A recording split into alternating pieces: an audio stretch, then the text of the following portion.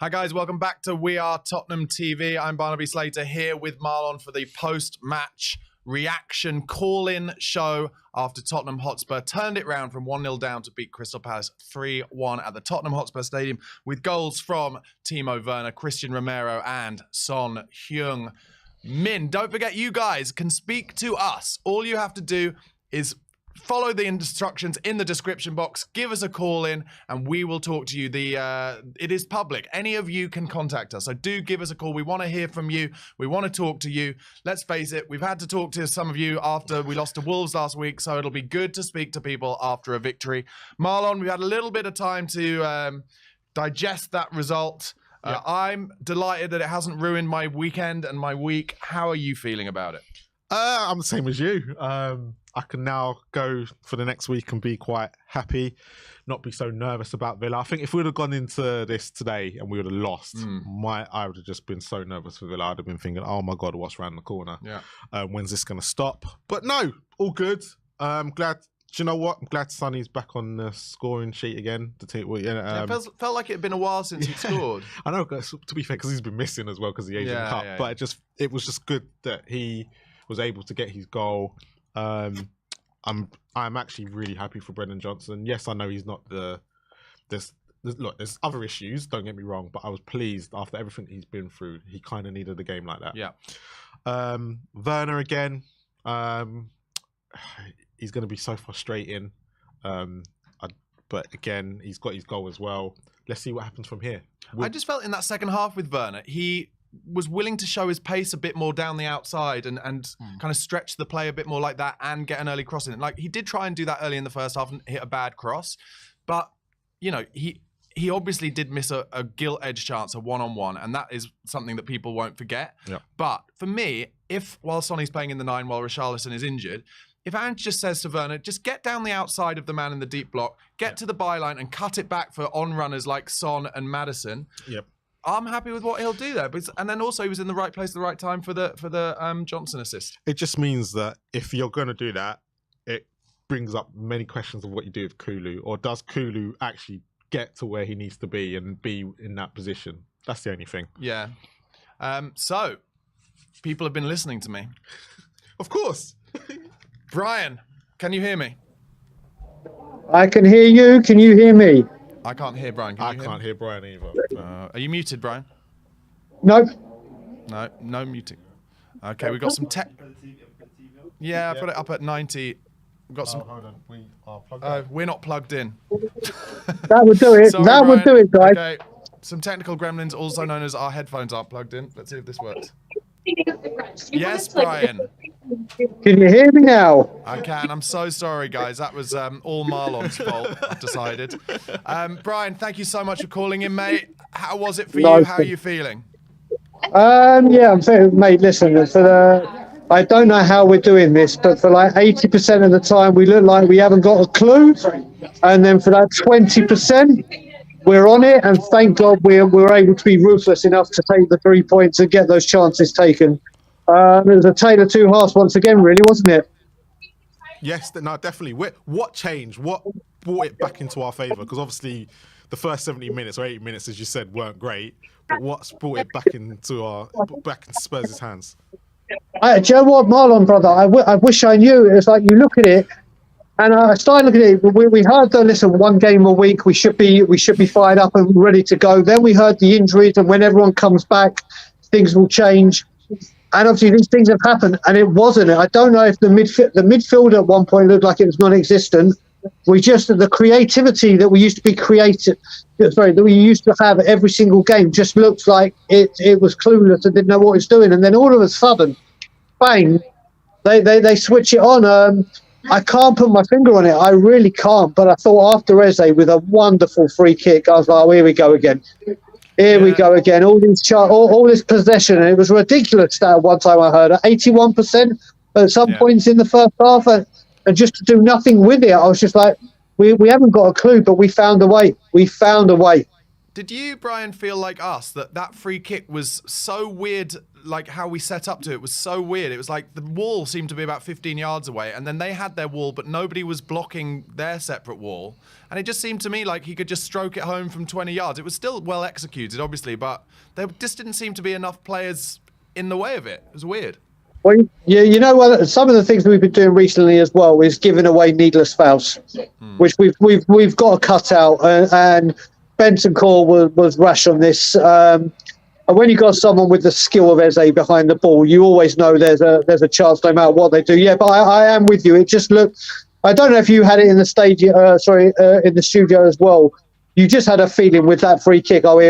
Something's going to happen, and then obviously, as you luck, it did. It was a fantastic free kick, but yeah, the setup did not look right from us. I wonder whether, in terms of talking about why we were able to play so well in that kind of last 20 minutes, I'd been talking a bit earlier on about because us having so much possession, like you said, 80-odd%, Palace were doing a lot of chasing all game, and I just wonder if fatigue started to set in a little bit in that last 20 minutes. Obviously helped by the fact that we equalised and then the kind of shift in momentum. I wonder if that had anything to do with it. You know what I will say, Barry, and if people are big enough to criticise him, and this guy's coming for a hell of a lot of criticism, then you have to give praise where praise is due. Brennan Johnson, all right, he missed a scissor, and you could hear the moans and groans in the stadium and everyone. What he did to get that set up, that equaliser, the tenacity, the willpower, the commitment. And then to put a ball in like that for Timo Werner, who after the first half miss, which was awful, thankfully put that away and is now off the up and running. Brennan Johnson deserved an enormous amount of credit. Listen, I've given him a bit of criticism, but I've stood by him. And today, hopefully, we keep saying this with players, hopefully that's the spark that now does it. But I think this is what he needs to do, come on as an impact sub. That's what I think he originally came for. To begin with, and he deserves a huge slice and a huge chunk of credit today. Talk me through what your reaction and the rest of the pub's reaction was when Timo Werner tried to take it round the keeper. Mate, you know what it was? Obviously, you look back at the Sun goal, and as soon as Sun was through 1-on-1, you knew it. You knew it. It was one of those where you could put the ball back at the halfway line, you knew it was a goal. Yeah.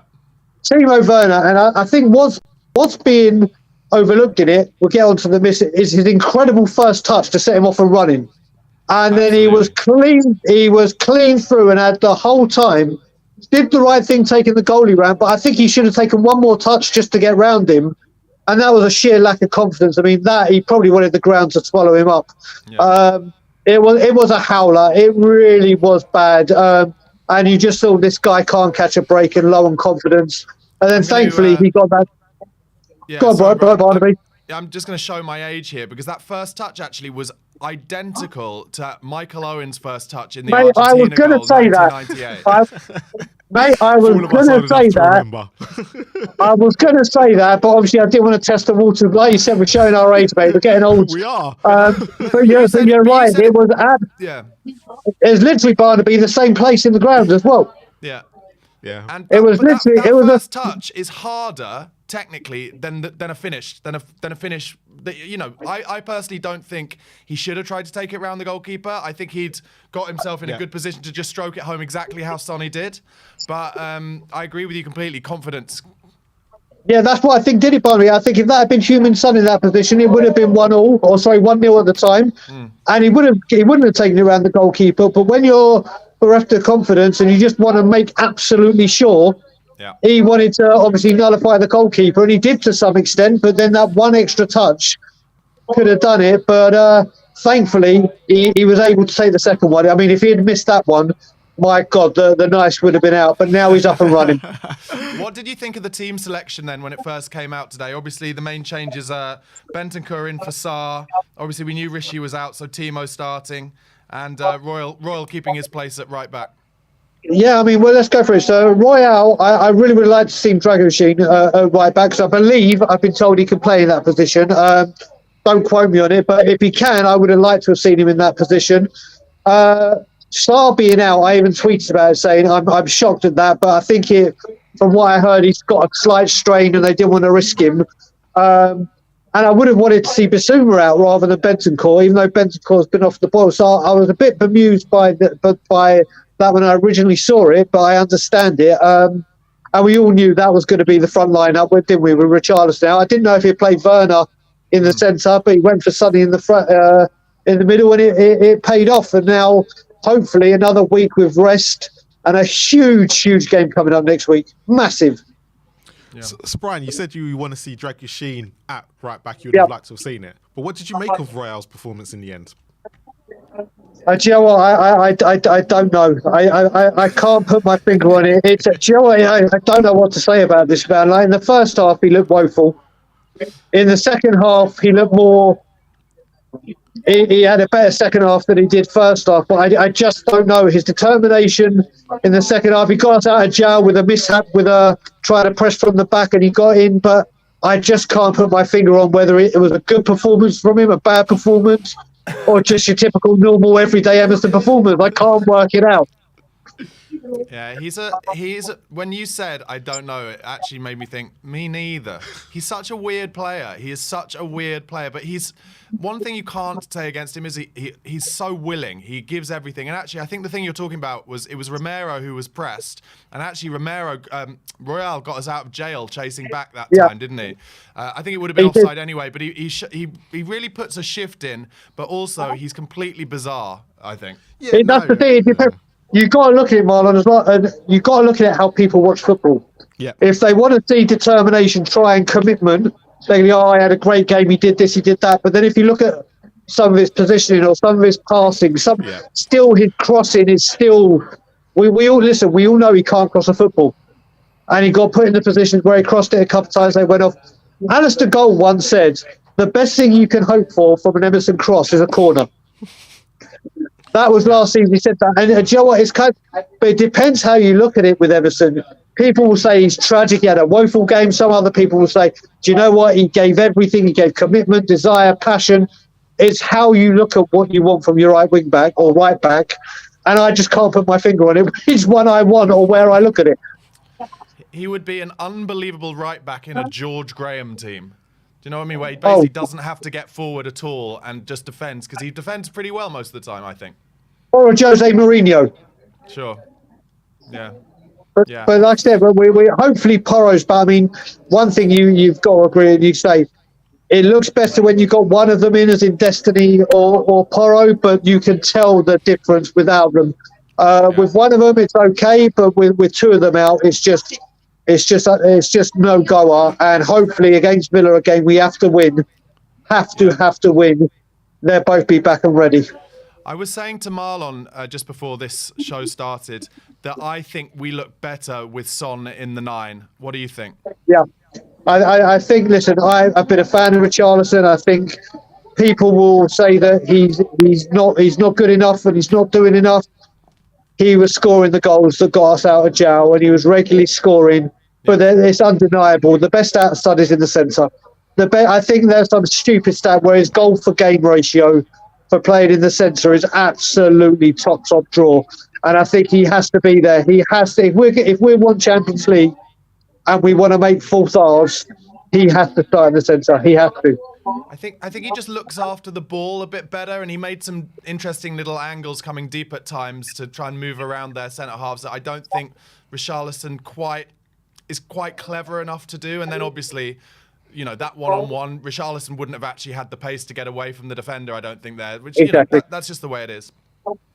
And we'll put it this way as well, Barnaby. If it was Richarlison going through one-on-one, do you have the same confidence as you do with Sonny going through one-on-one in positions like that? Not really, no. That's the thing. That's what it comes down to. With Sonny, we've seen him do it so many times, like the 3-1 at Leicester at Wembley. So many times where you see him pick up the ball from deep, run him through, and you're just like, right, put the ball back at the halfway line because it's a goal. And he's brilliant at doing that. But as good as Richarlison has been, do we have the confidence to say, yeah, he's putting that in the bottom corner or putting it through and scoring the goal? I just don't know. But Richarlison has been good this season. He's got us out of jail a number of times, but there is a big difference between the two of them in the centre. I'm going to say it now. Against Villa's high line next week, Werner and Son will have one-on-ones. guaranteed. And if Yeah. Sonny gets to win one-on-one, you'd back him, especially against a good one-on-one keeper Martinez, a lot more than anybody else. I think there'll be a lot of chances next week. It'll be a really fascinating game. Probably end up about 4-4. Yeah, probably be a high-scoring game. Mate, listen, forget the score, mate. This is Matty, Cash, and Romero coming together, and who's going to clatter into each other first? Well, Cash won't go anywhere near him, will he? Let's be honest. Yeah, he's probably put a restraining order out on him, Marlon. Yeah. They'll try and get Romero sent off for sure, but 100%, Mark Barnaby, 100%. What's your prediction for that game, Brian? Oh Jesus, why are you doing this to me? I'm gonna go 3-2 Tottenham just because I've got my Tottenham heart on. If I was to go with my Tottenham head, probably a 3-3 draw. I don't know, maybe this will come back to bite me, but I actually just feel relieved in advance that we're not going to have to play a deep block. Yeah, there is. I mean, listen, Villa, you've got to remember Villa at home as well are a different animal. They are a different animal. I mean, they're playing Luton right now. Let's just hope Luton can do a job for us. And then we go above them with a win at Villa Park. But it is a huge game. It's a must-win. We have to take advantage from these 3 points to keep in touching distance with them. Hope Manchester City can get the 3 points tomorrow and put Manchester United a bit away from us. And capitalise on this opportunity. Yeah, you're absolutely right. Brian, mate, thank you so much for calling in. Have a brilliant rest of your night. Hope you're having a few drinks, mate. Mate, as a recovering alcoholic, I'm having a few Cokes, mate. I'm having a few Coca-Colas. Exactly what I meant. Exactly what I meant. Exactly, man. I'm getting high on the sugar. I might do a few J2O shots just to mix it up. Top man. Thanks again, Brian. All right, boys. See you later on. Have a great weekend, people. Bye-bye. Cheers, mate. Bye-bye. Don't forget, guys, you too can also phone in. It's open to everyone, so just follow the link, which is in the chat and in the description box. But we've got the legend that is KPV. How are you, mate? I'm good, man. I'm good. What did you make of that game, then? I say, I don't know, brilliant or something, like 1-0 down for a free kick from Eze, who was out the last Palace game, but come back with a free kick like that. Like, Madison can't even score a free kick. Like, he hasn't scored one yet. So hopefully he can score one next week at Villa Park. Like, you heard Brian say, we hope Luton will do us a favour. At the minute, still 0-0 as I'm watching those villains take a corner. That's their name, the villains. But yeah, brilliant game, man. I've seen a stat on Twitter saying no centre back in the Premier League has scored more goals than Cuti Romero. 4 Premier League goals for the World Cup winner. So brilliant stat. Oh, Villa score and it's Watkins. It had to be. Cool. KPV, come on. More importantly, KPV, Charlie Vale has written a comment saying KPV not sinking into his couch when he calls in feels weird. Yes, I was going to say the same thing. Charlie. Shut up, Charlie. Shut it, mate. So, yeah, if I were you, Charlie, I'd just keep your mouth shut. Because I've been ill, mate. So he says let KPV cook as well. Yeah. He's loving your work, KPV. Yeah, keep my name out of your mouth, Charlie. Because only my wife can say anything about me. Only my wife can. So, brilliant win. And Timo Werner finally scored. But I want to wish a few people happy birthday. Toby Alderweireld, Expression, Poch, and Harry Redknapp. Happy birthday to them for Toby. Hope you're good, man. Hope you've been watching our games. Best centre back at the club. So respect this and happy birthday, Poch. But still, couldn't beat Brentford today, mate. So finally, you couldn't beat them, but you didn't earlier in the season and you can't today. So yeah, 4 points off Brentford is what we did. They can't. Brentford have taken 4 points off Poch. But when we go to the bridge, it's revenge time. They got lucky at the Tottenham Hotspur Stadium, so Poch. Romero's not going to get Fernandez this time. Romero's just going to score, and it's revenge at the bridge. Cole Palmer ain't going to score either, he didn't today. So when we come, it's revenge time. You lost to Klopp in another final.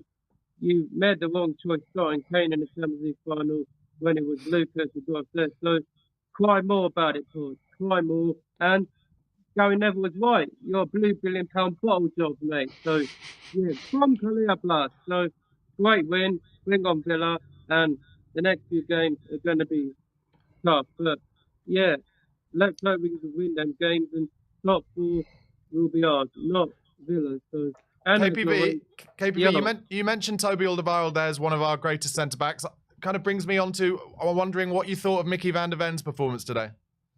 brilliant. Like, I did watch the game on my phone. I saw he may have got a bit of an ankle injury. Must have been one of the Palace players. Like, I thought, well, not great. If he's out, then we're not going to beat Villa. But yeah, he didn't play against Villa at Tottenham Hotspur Stadium. So next weekend, it's time for Romero to get Matty Cash and yeah, Van der Ven.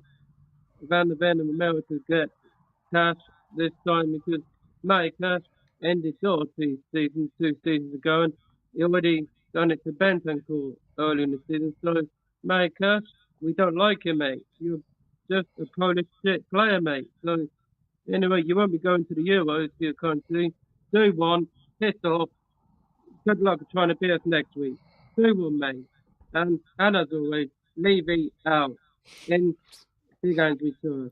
See you next time, boys. See you later, Cheers, KPV. Just absolutely governing his own call. I love it. What an absolute legend, guys!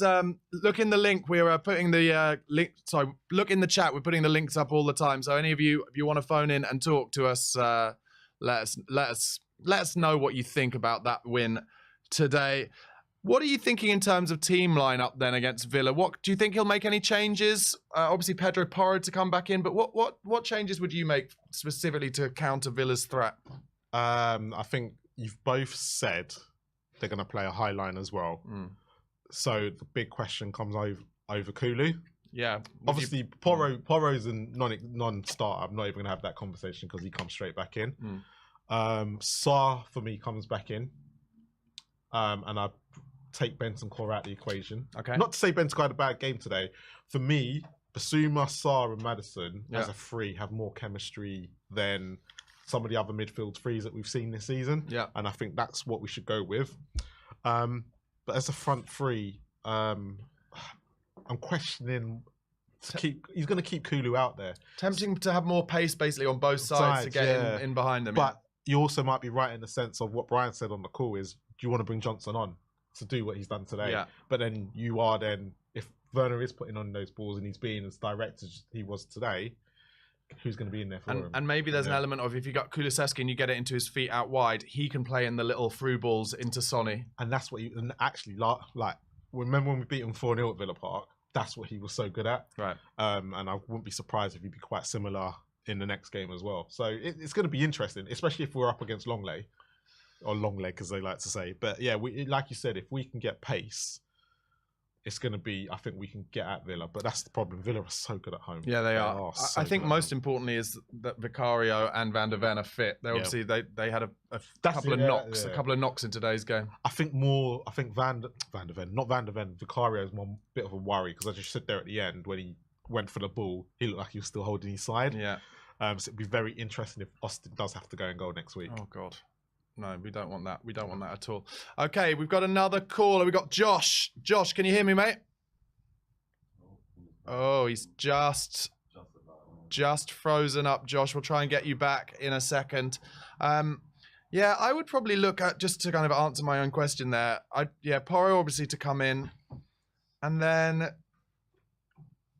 yeah, if KPV is saying that Brian is saying that Sarr had a knock, then yeah, probably just bring Sarr in and keep it the same, I think, realistically. Yeah, it's going to be so interesting to see what over the next week we see. Yeah. But yeah, changing wise, it's probably going to be similar to the 11, apart from Werner, that we started the season with. Josh, can you hear me now, mate?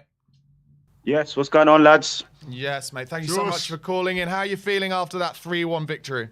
Well, I'm feeling relieved, man. I wasn't even going to go out tonight. I couldn't show my face out there, but tonight I'm definitely going out, man. I'm definitely going out tonight, man. 100%. Kind of who impressed you today? What do you think it was that made the change to kind of change from a very difficult first half with only 2 shots on goal to kind of up to 13, 14, something like 15 shots on goal in the second half, and that last 20 minutes where we really bossed the game? You know what? Look, the thing is, I feel sorry for Ange, man. I'm listening to people at like the 70th minute going, "We're going to lose this game," and you lot said that as well, yeah. So don't try and get out of it. Everyone I thought, did. Yeah, I was what really. have you boys said I that? was. And It was I'm me. sitting there. I think you said it, Barnaby, and I'm sitting there Yeah. thinking, hold up, guys. We can't have this mentality. But I know where you're coming from, Barnaby. I know where you're coming from because it's our luck at the moment. Just The seen luck it is so shit many at the times moment. before. Yeah, just seen it so We've many seen it times so before. many times before, yeah. And maybe the stands were feeling that way as well, and that transfers onto the pitch. If you just watch, obviously you ain't seen it, you boys are working, but Timo Werner just came out and said the energy was pulling us in for that winner. You know, the energy from the crowd as soon as we got the 1-1. But before the 1-1, come on, man, the stadium, the atmosphere must have been pretty like nervous, yeah, because that's how everyone was. But what changed it? What changed it? That's a good question. Look, I just think, look, the boys, we're 1-0 down, and they're sitting there thinking, you know what? Just gung ho, just go for it now. What do we do? Andrew's probably said to them, look, he said many times, ignore the scoreline, play like you're 3-0 up, and just play, you know, expansive, confidence. Don't play within yourselves. Don't look at the scoreline, 1-0 down, 20 minutes to go, crowds on our back, we're at home, we're going to be at the Champions League, Villa's going to win. Don't think of all those things. That's the mentality that he wants these players to have, and the players went for it. You know, a bit of class, a bit of urgency, a bit of risk. I do think the players are playing within themselves. I think a lot of the midfield is worried about what's behind them because they've been burnt recently with a lot of, you know, not silly passes, but risky passes going wrong. Basuma, whoever it is, then they're going to score at the other end, whether it's Wolves, Brentford, whoever it is. So I do think a lot of the players, especially the midfielders, have got that risk, that fear in their mind, and that needs to go because Ange don't mind winning 4-3. He's all about winning 4-3. He doesn't want to scrape a 1-0 up. That's what Conte was about. So these players are lacking a bit of mentality. And I feel like Ange wants to say it, but will never say it because he don't throw his players under a bus. Our previous manager did that.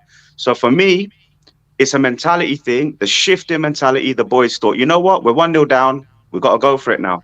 And they did. And that's what happened. But they need to go into the first half as if, you know, not as if they're 1-0 down, but they've got to go in thinking to themselves, you've got to play on the front foot from the get-go. But it's not easy when 11 people or 10 players are behind the ball. It's not easy. It's a game of chess. And only the top teams, the ones above us, can do it. No one else can do it to a low block. So people have got to understand it's not easy to break down teams with a low block. You need to be super clinical, super clinical. You need a Harry Kane. You need a Salah. You know, you need that kind of quality. And today, Sonny, big up to Sonny. He got us the 3 points because obviously 3-1, everyone knew he was going to win. But I just feel like these players, man, they're getting a lot of rubbish. Obviously, everyone's boosted now. But I was looking at comments at halftime when we went 1-0 down. And it's like, come on, guys, man. He's 7 months in. The guy's 7 months in. Klopp took 2 years. Arteta took 2 years. Well, Ferguson took time. Everyone needs time. So back off this big Ange sideways, boring football. Well, we're not controlling the game. We're not controlling the game. What, 80%? Yeah. Okay, we're not controlling the game. What? Because we created 2 shots on goal. But that's not the point. The point is that we are in a journey to making those 2 shots 4 shots. It's a staircase. You can't just get to the top straight away. So a lot of fans need to back off, chill out. Don't say we're not controlling the game. I know where people come from when they say that. I understand what they're saying. But this is a journey, and it's going to take time to get to that point where the whole team's clicking. Werner's brand new. Johnson just got here. You know what I mean? These two today changed the game, but they've only been here 5 minutes. So what does that tell you? Imagine they've been here 12 months and they're proper slick and they know each other. Look at the partnerships. They're still all brand newish. Ange don't probably even know his first 11, and we're trying to throw him under a bus. So yeah, man, I just think the fans need to chill out, man. I mean, it's easy to say when we won 3-1, but I still think it was harsh on Ange what I was seeing online, man. I thought it was too much. On that, can I just say, Ange is almost a victim of his own success, really, isn't it? Because actually, if we'd started really badly and we're currently in 12th place, right, everyone a little bit, I think, would be saying, well, you lost Harry Kane. We finished 8th with Harry Kane. He's trying to integrate his new style into the club. Whereas because we were top after 10 games, everyone now who's having a go at him and saying Ange out is because we're not playing as well as we did in those 10 games. It's the expectations that have led to these people who I don't personally think are real fans. The injuries have played a part, lads. The injuries have played its part. There is a direct correlation between our form and the injuries. So when everyone thinks of those first 10 games, I want the first word to enter your mind is injuries. I don't care what Roy Keane says. I don't care what Gary Neville says. When Spurs talk about injuries, we've had our fair share up there with everyone. We've had our fair share. So when you think of that pre-Christmas form, just remember that was our first 11. Pedro Porro today would have made a difference. There was times when Emerson just, bless him, you know what I mean? He can only do what he can do. But Pedro Porro would have done them 1-2s and been in. So, and he's back next week. So, you know, let's all have some perspective, you know, like that form in the beginning of the season is a full confident first 11. We need to get back to that. We'll get Porro back next week.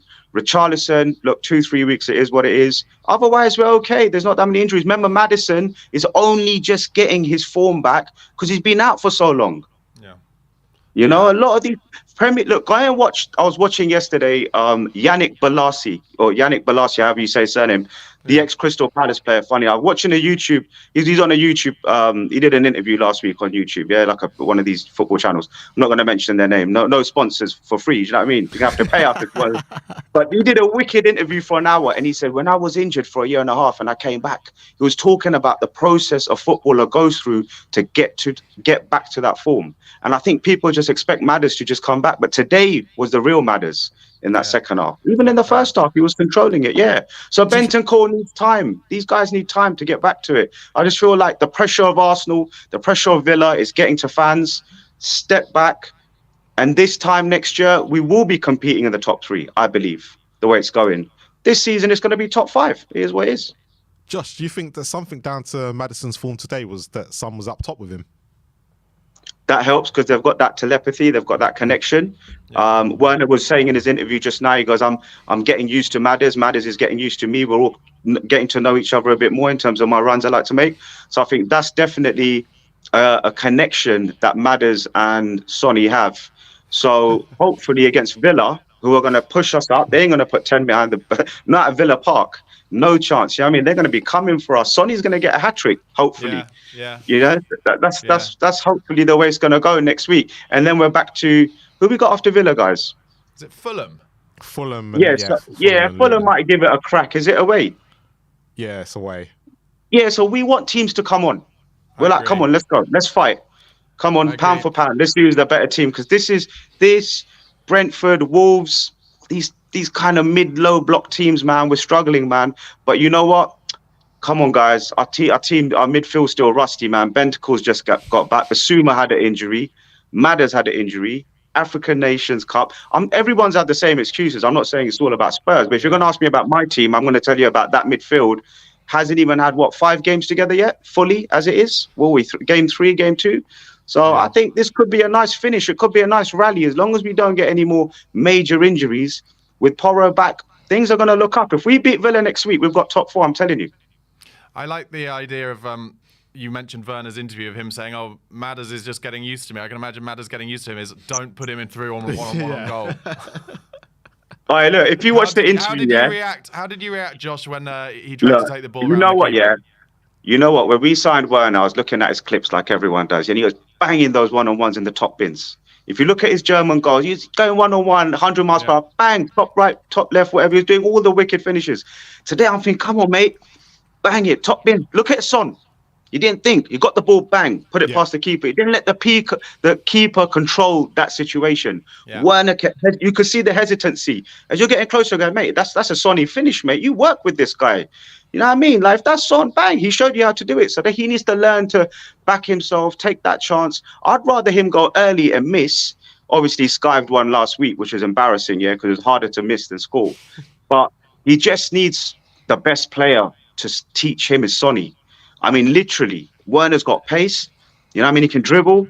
Sonny should be his idol, man. So, Werner mentality, man. He needs to, Ange said it just now as well in the interview. He said, look, he missed one, but he didn't give up. He kept going. He made a difference. He didn't. And that whole, I love what the wingers are doing with the Johnson to Werner, and Johnson done it last week. And that whole kind of the ball across the box, that's brilliant. Because that's what the telepathy on the left and right is happening. Kulu doesn't take on his man enough and cross it in. That's an area. And I think the other thing we're missing is what Man City and a lot of the top teams do is they have, I don't know how to explain, I'd have to draw it to you, but almost to have the wingers cut in and the bit between the right back and the defender, they pinpoint that gap and you see a lot of them, like you see Saka do it. You see, you see them exploit those half spaces between the right back and the centre back more than what we do. We seem to go to the byline and bring it back, or cross it.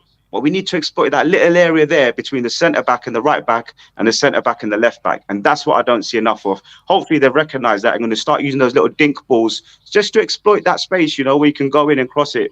But where we're getting there, man. It's a journey, man. But that was hard, man. That first half was hard to watch because Crystal Palace just came for a draw, innit? I mean, but you've just got to find a way. And Liverpool, I'm sure Liverpool at Forest 0-0 till the 99th minute wasn't a great watch either. But you just find a way, and nobody who's not a Liverpool fan is going to think anything other than Liverpool won that game. They're still top of the league. You've just got to find a way. Barnaby, you know what? One area how you find a way to win when you got a low block like today is set pieces. Yeah? We are shit at set pieces right now. We are shit. I don't know. Is it Ryan Mason that's in charge? Because I remember Ange bigging him up, saying Ryan's in charge. Attacking set pieces and Jedinak is defensive. That's it. Yeah. So we're shit on both ends. But moving forward, I hate to mention it. Obviously, Arteta's showing how it's done with the set pieces at the moment. I don't know if we bring back the Italian guy or what we do, but someone please focus. We've got a tall team, man. We've got a strong, tall team. We don't seem to do any of the run blocking that the big teams really do well. It's just blocking the people not even involved in trying to get on the header, just blocking the. This is why defenders. Arsenal have been so good at it this season. That's what they've been doing. And Gabriel and Rice, that combination has just seemed to. That's why they've got the most set pieces goals this year. Yeah, we haven't even tried it. We've got one of the best set piece delivery in terms of whipping a ball in Maddison. Do you know what I mean? It's not like we're lacking last year. Who you look around, who whips it in? It's Maddison's the man. So but how also, we don't exploit teams? Yeah, I was just going to say, sorry to interrupt, Josh, but it surprises me that we had. Was it Giovanni Vio? His name was, or Vio last year? Yeah, last year. Like it surprised me that we had him. So we obviously had all these different things that we tried out. Well, why have they forgotten them? You don't have to forget. Just use a couple of the ones that worked last year. Like we did, I said it earlier, we scored so many last year where we flicked it on at the near post and Harry Kane scored it at the back post. Yep. So let's get Van der Ven to the near post, get him to flick it on. Anyway. Mate, it is your secret weapon when it comes to breaking down a low block, is your set pieces. That's your plan B. Corners. How many corners do Tottenham get? We probably got the most in the league. Yeah. We Not today, we didn't get many, but someone tell me the stat of how many corners we've got. Must be in the top 3, man. It's constant corners. I mean, was it Wolves? How many corners did we get? 11? I don't know, man. It's mad how we don't exploit teams on corners better and set pieces. But you know what, Ange? It's a game of chess, man. When it's a low block, man, it's not even a game of football, mate. It's a game of chess, man. And I just feel like this is going to be a problem for the rest of the season. But listen, it's up to us and it's up to Ange and the players to find smart, very efficient ways of whether it's a set piece, whether it's exploiting a player in a position, whether it's playing dirty, whatever it is, man, trying to win a penalty. Just they've got to find ways because that streetwise attitude, I think, is what we're missing. We're too nice still, if you ask me. Yeah, and also, and I'm sure we'll see this next week. It didn't happen so much today, but we can be bullied. Actually, a lot of teams do get aggressive with us, and we don't know how to handle it. As they say, a little bit Spursy. You know what? That comes from winning, lads. When you win something major, I think that arrogance, sort of ego, is what we lack. Yeah, we don't have that arrogance because we're still under the radar of 8-1, whatever. Obviously, the players on social media, they're human beings. They've got friends that are not in football. They're part of the bands too. They get it. Obviously, they do. They probably get it more than anyone, to be fair, because they wear the shirt. So I think until we win something, we won't mature into that sort of, that kind of ruthless ego sort of that we need, that Liverpool have. The old Man United had it. The old Chelsea had it. Yeah. Man City have it. Look at Liverpool today, man. I mean, they got the win. How many times have they done that? So it's a journey, man, and it's a beautiful journey because I'd rather be at the sort of at the pilot being Ange than anyone else right now. Yeah, I completely agree. And actually, you bringing up Liverpool, I think, is important because you look at how Liverpool have got. They're actually decimated by injuries at the moment, but because Klopp has been in charge for so long and all through the academy and every team plays in a certain way, he knows that he can bring in players who are going to play in the same way, and that is Look at the final, Chelsea, put on kids. But that is why when Ange talks now and you still hear him say, look, this is about setting us up so that this club can be successful in the long term. Yeah. That's why it's so good that he's saying You know that, what it is, because- Barnaby? Everyone at Liverpool fears Klopp. Everyone under Arsene Wenger at Arsenal feared Arsene Wenger. Everyone fears Pep. Everyone feared Fergie. We need to make that figure that is feared by every person down from Ange in that club, and including the chairman too. That should be that's what you call a manager who just walks in and it's like he owns the club, right? And he's involved in every layer of that club. We found the man, I believe. We now given him the keys and the wallet. We now let him work it out over the next couple of seasons, and we will be where Liverpool are. We will be where Arteta is at the moment. But we cannot, as fans, if we lose against Villa, whoever it is, no one spanked us. You tell me a team who spanked us recently, probably Brighton, but we could have won. We could have lost that. Brighton Yeah, but away, 4-3. That could have been 4-3 too. We showed some heart in the end. Yeah. You know, so no one's spanking us. The problem is we're not spanking others. That will come. That will come because it's a journey. So Ange is the man for me. Leave him, let him be. And, you know, fans, you know, I know it's all bants with Arsenal and they're throwing us under the bus now. And, you know, how many fans can we chuck it to apart from United fans tonight? You know, they ain't even played. So it's hard being a Spurs fan. It's hard being a Spurs fan. But you know what? We can't let those fans of those clubs break us down. We've got to stick with Ange. We've got to get through this.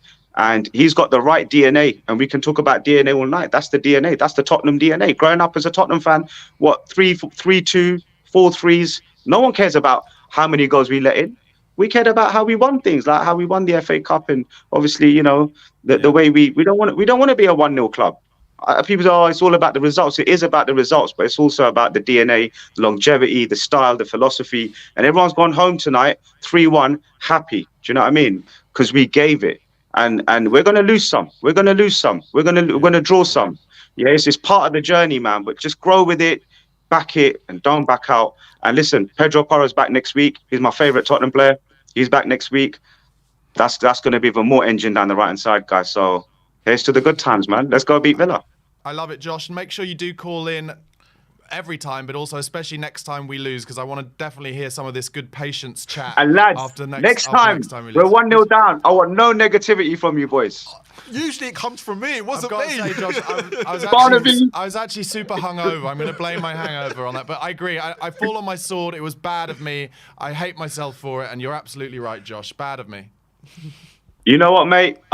Let's not get sucked into it, man. Let's zoom out and concentrate on the big picture, on Big Ange and the big picture, man. But peace out, lads. Well said, Good commentary Josh. as always, man. I'll see you on the next one. Cheers, Josh. Cheers. Have a great rest See you of your later. night.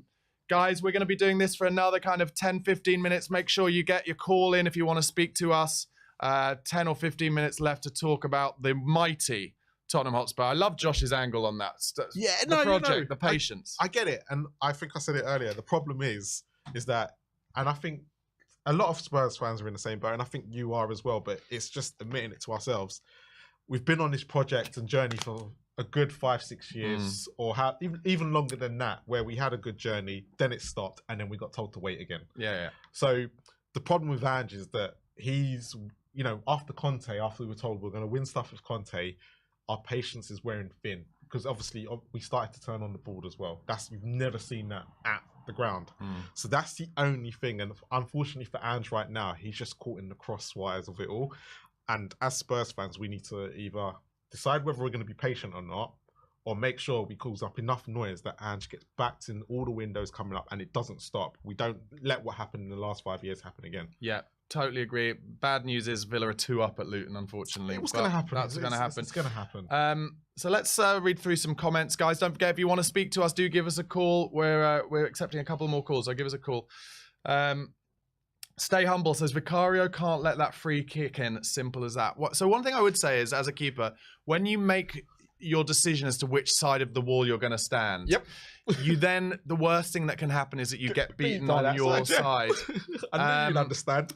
But I actually think the bigger, weirdly, I think, or equally as big a mistake that Vicario made there was not setting up a secondary wall behind where their wall was. And I totally agree with that. And that's where that was the biggest mistake. Where I've never seen a team not do that when their team sets up their own wall. It's weird. And it's really weird that Vicario as a goalkeeper, because this probably happened somewhere in your career where that's happened and some teams tried it, and you've not thought to put any players behind it just to make sure and he's just basically let a free shot at him. Because what ended up happening is Palace made their wall, and then actually their wall broke just before he takes the shot. So I don't know, it was a bit weird. Because the thing is, if he gets beat on the other side, right? Yeah. It's just a great goal. Yeah, you just say great goal. You just take it, right? Yeah. But he gets beat on the side where he's meant to be covering. And I don't even think he takes a step. You know where the goalkeepers take that step that way, then they go back. He didn't even do that. No, he didn't. So he was literally beaten on that side. Checkmate 734 says the goals at the end of the game has masked over yet another mediocre performance. They have, but we knew that. Yeah. I think we all knew that. But the problem is, the good thing now is these mediocre performances are producing results. Wolves is it happened last week, but can we see progression? Can we see something happening in 10-minute spells of these matches? There are such positive play, and Johnson's calls it today. I'm going to go back to Brentford because I believe that was what's been happening after Christmas. Yeah, there's about 10 minutes of Spurs playing great football, getting the goals and gone. We just didn't do that against Wolves.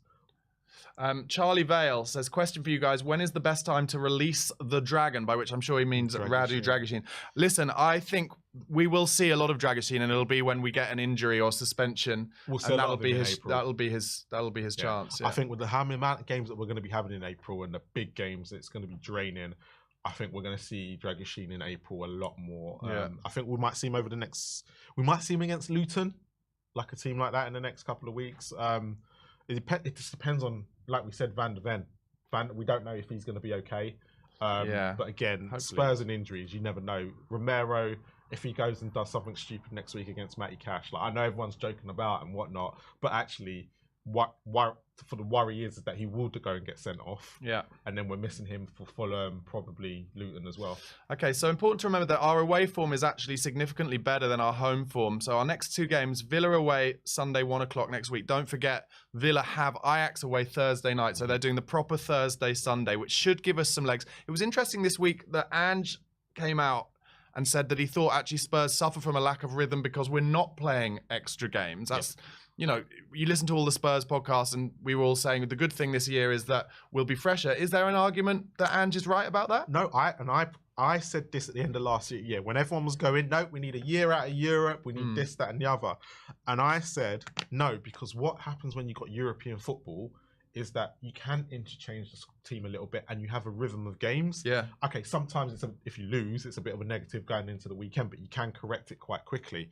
And when Ange came, but my biggest worry is that yes, Ange is correct, but we don't have the squad for midweek because we've just seen that where we didn't need a midweek games when we had all those injuries. Yeah. The last thing we needed was extra games. Yeah, because Ange was saying that one of the biggest issues is that then when we do get an injury or suspension, the player who comes in hasn't played for like 4, 5, 6 weeks and doesn't have any rhythm. Yep. And one example of that, I would say more than anyone, is Oliver Skipp. It didn't get on today, but whenever he comes on, he just looks like he is so out of rhythm because he's not played enough football. Anyway, so we've got Villa away at 1 o'clock on Sunday. Then the following Saturday, the 5:30 game, Fulham away. So we mentioned this a bit before, but I don't think Villa definitely won't, but I don't think Fulham will play a deep block against us. I think they'll be quite expansive. Depends on their form going into it, and they won today. Yeah. So I think you might be right. They're kind of one of those teams. It depends on their form and when they come up against, because they're not in no trouble to get relegated. They're not really going to be making European football. So I think Marco Silva will probably go, look, go for it. Yeah, I think there'll be goals in that. And then we play on the 30th. So we've got a couple of weeks break after the Fulham game. Then we play Luton at home on the 30th, 3 o'clock kickoff. And then we go to the London Stadium on the 2nd of April. And the bummer for me is that they've made that a night game. Yeah. And that place in the day, if you play at 3 o'clock on a Saturday, it's a terrible stadium with no atmosphere. But a night game with all the West Ham fans getting absolutely leathered. Yeah. That is going to be tough. And then after that, Forest at home after that, and then Newcastle away. Then we're into April and what is the really tough month, which is Newcastle away. That Newcastle away game, the way Newcastle are now playing at home and getting their players back, we're seeing Newcastle of last year. Yeah. That's a massive worry. Again, because Newcastle will take their chances this time. When we play them at the Tottenham Hotspur Stadium, I said this at the time and people were like, no, they're injuries, they didn't have this players missing. Now you're starting to see they're real players. And And this is why I was worried at the time. Yeah, okay, so just going back into some comments. Akram Hamza, thanks for writing in, mate, says, I would love to see a 4-2-2-2 with Rishi and Sonny on top and Deki and Madders on the wings being creative. Well, interestingly, I remember one of the reasons why Timo Werner came to Spurs is because Leipzig play a 4-2-2-2, and therefore there was no natural position for him in the team because he is more comfortable kind of playing off the left in a 4-3-3 or 4-2-3-1. I think Ange seems pretty wedded to that 4-3-3. I can't really see it changing because it's quite fluid in where people get to play as well. Yeah. At the present moment, because you're asking a new manager to come in and bring in these ideas, you need most of this team to be playing that system as long as possible. Yeah. Right. And then when you get into the bit where the team are more comfortable playing that system, that's when you can start making the tinkers and here, there, and everywhere. Because actually, when you go back to a 4-3-3, it's like when Poch, when he used to sometimes play 3 at the back. He was able to tinker at certain games because they knew they could just revert to the 2. Yes. And then you can start being fluid. That's right. Yeah. I remember that period where it was a season where we came second to Chelsea, where we got, I think, didn't we finish on like 85 points or something mad? Something mad. And I remember just seeing Chelsea grind out result after result and thinking, I wish we'd play like 3-5-2 a bit more. And then Poch started doing it with Toby. Was it with Toby, Jan and Dyer, or Toby, Jan and Kevin Wimmer? So Kevin Wimmer came in for a couple, then Dyer came in. I think there was one game that always stands out for me. It was against Watford away. Yeah. And he did it, and no one realised he'd done it, and we literally trounced them. Was that the one where Trippier set up Kane with? Yeah. That was like around Christmas time, I remember. Yeah. Trippier, what a crosser of the ball! Oh my God, what a great player he was. Unfortunately, hounded out of the club, but I'm glad his career has gone on. And actually, just by chance, a mate of mine is one of his best mates who was like in that group where he told them to lump on. Yeah. Do you remember when he got banned for betting? So my mate made a bit of money out of his move that time. Guys, thank you so much for watching this. We're going to call it a day because have we got another caller in? Sammy? No, sorry, I thought something changed. Guys, thank you so much for watching and listening, and enjoy the rest of your night. Make sure you press that subscribe button on We Are Tottenham TV. Also, our channels are in the title. Give us a subscribe too, but most importantly, enjoy your week. It's so good having 3 points. And don't forget, even despite my negativity and my impatience or how you feel when we're losing, our form actually isn't that bad. Over the last 10 games, we've been pretty decent overall. Just that one defeat and a few draws here and there. Yep. Going to Villa Park next Saturday. We're going to turn them over. I'm confident of it. 3-2 Tottenham next Saturday. But most importantly, come on you Spurs. Come on you Spurs.